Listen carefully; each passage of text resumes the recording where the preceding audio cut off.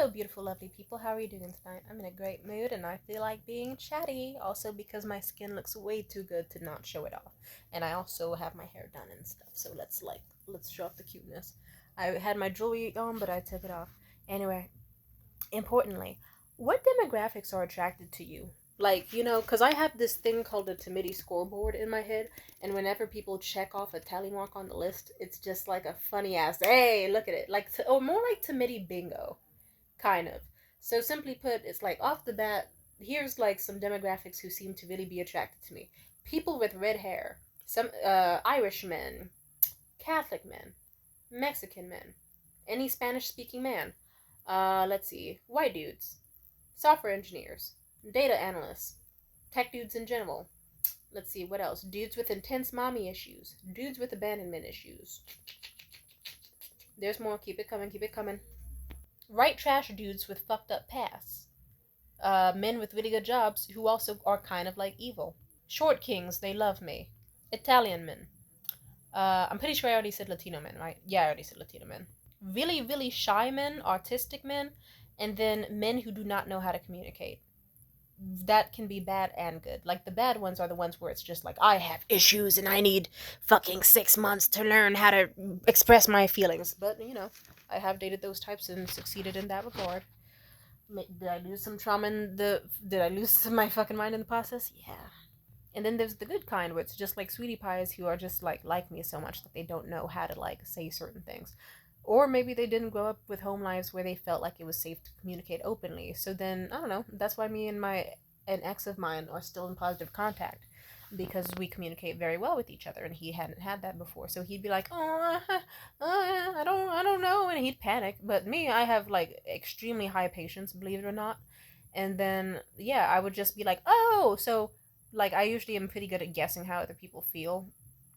So I was like, "Oh, do you feel this way because of that way and this way, that way?" And then he'd be like, "Yes. How did you know that?" And I was like, I don't know. I care about you, buddy, but listen, like I want to make sure you're safe and prioritized." Not to just totally suck my own dick for a second there, sorry. I love myself though. But simply put, yeah, I don't know. Oh, also men who have rage issues. Yeah, men who have rage issues really like me. And men with sex addiction issues. I've sadly noticed that. Anything else I'm missing? Men who really like the 1950s. They just me and they're just magnets to me.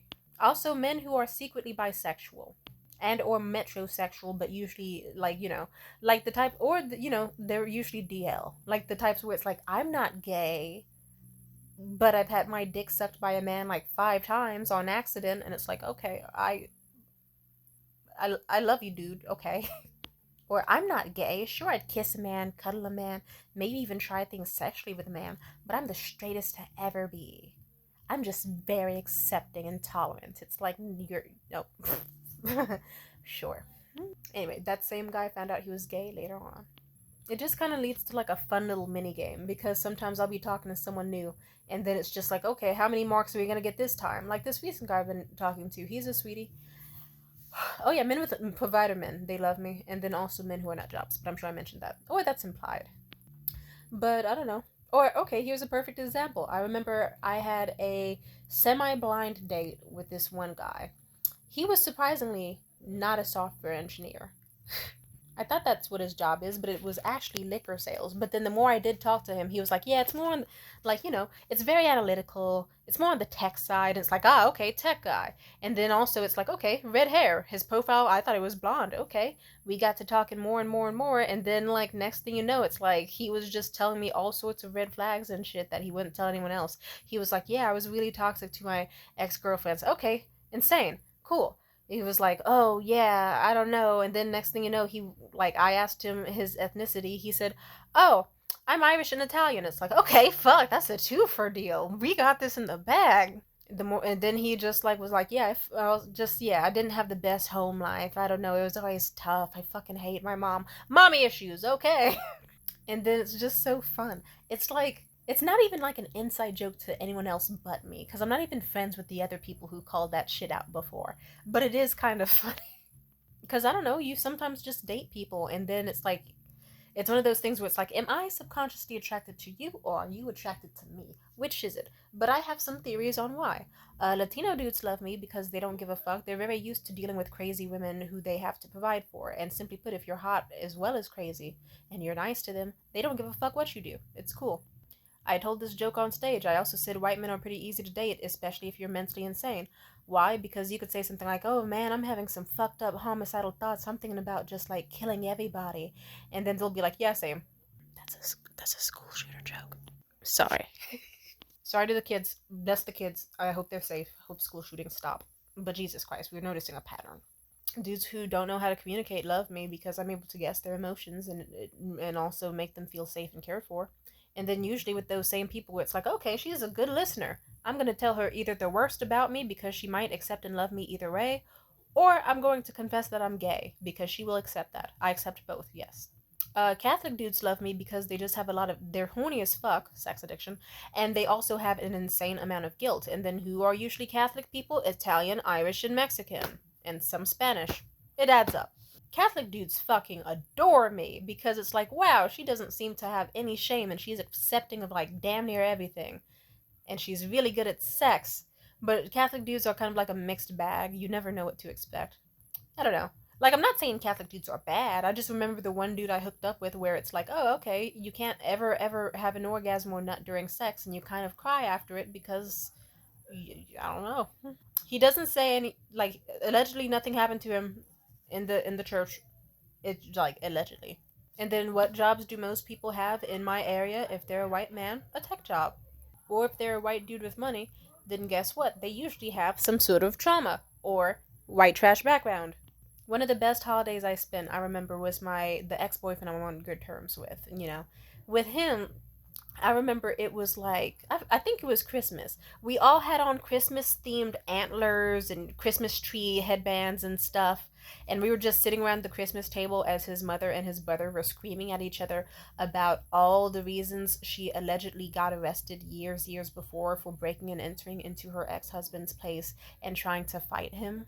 She was like, your dad attacked me. And he was like, Ma, I saw the fucking police report. I saw the police report. You went in, you screamed at him, you were smacking him.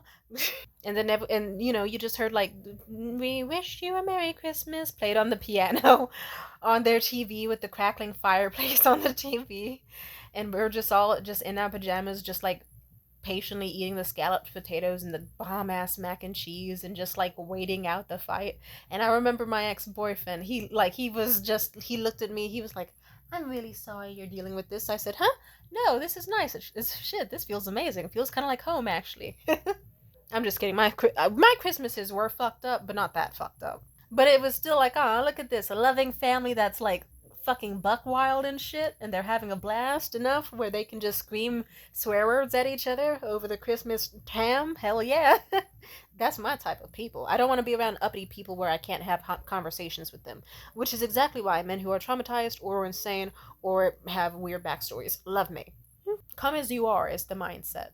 But yeah, that's how Tamiddy Bingo is.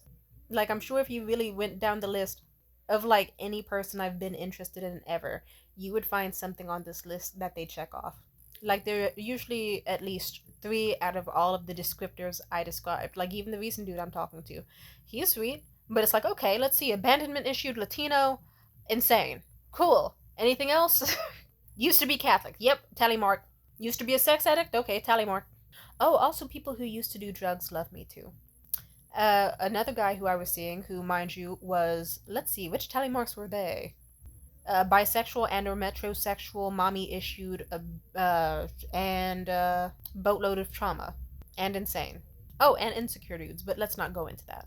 That dude, his name was, I don't want to say his name, he's a bitch. But for him, I remember he was like, why do you think it is? Why do you think that is? Like in some sort of like shitty ass way. And I said, I don't know, dude. Probably because it's actually kind of hard if you're sober to meet people who are okay, not just hanging out at a bar or needing to drink to have a good time. And he just gave me this shitty little look. But then lo and behold, guess what? Anyone I know who, like, people who used to do drugs fucking love me, dude. And I'm not saying that to brag. That's just a general fact. It's like, hell yeah, dude, we don't gotta go to a bar to have a good time. We could just wander around and talk, and we can say all the most fucked up shit you want and have a great time. Because you can't, it's hardly, you aren't gonna be taboo to me. I remember an ex of mine who I also don't want to say the name of because curse thy name. I will say this. I remember specifically, like, he got involved with me, and when he heard about my kidney issues or liver issues or whatever the fuck, either way, I can't drink, like, hardly. Like, it's getting better these days, though, don't worry. He heard that I was not able to drink without having like massive head pain and side aching issues, and he was just like, I like her so much, I'm gonna stop drinking around her. I don't even want to risk putting her in a situation to like drink. And then he stopped drinking. And then, like, or at least around me. And then we went a good portion of our relationship. I remember this one specific night, I invited him to a friend's concert. We were listening to jazz music and swaying and having a great time and great conversation and good ass food, and he just leaned over to me and said, "Thank you. I'm really grateful that I just like this is like you're the only person I've met where I'm able to have a good time without any alcohol whatsoever." And that feels really great. I didn't know I could have this much of a time, especially at a concert or a party, without like taking a single sip of alcohol. Did he also not drink because he was stingy and didn't want to pay like $11 for a shot of tequila? Absolutely. But yeah, I'll still let that kind of stroke my ego a little bit. Let me struggle and dick a little bit tonight.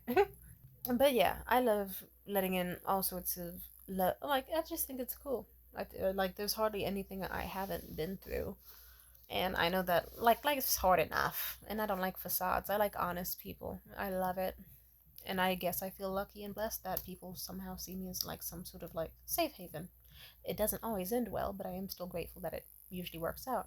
And then yeah, hell, like I said, there's been plenty of dudes that I've been with where yeah, like they'll just be like, I've had a lot of dude. Yeah, fuck. Even the recent dude, he told me the other night he was like, yeah, I've done coke, and he told me he used to have a coke addiction, and I kind of thought to myself, tally mark.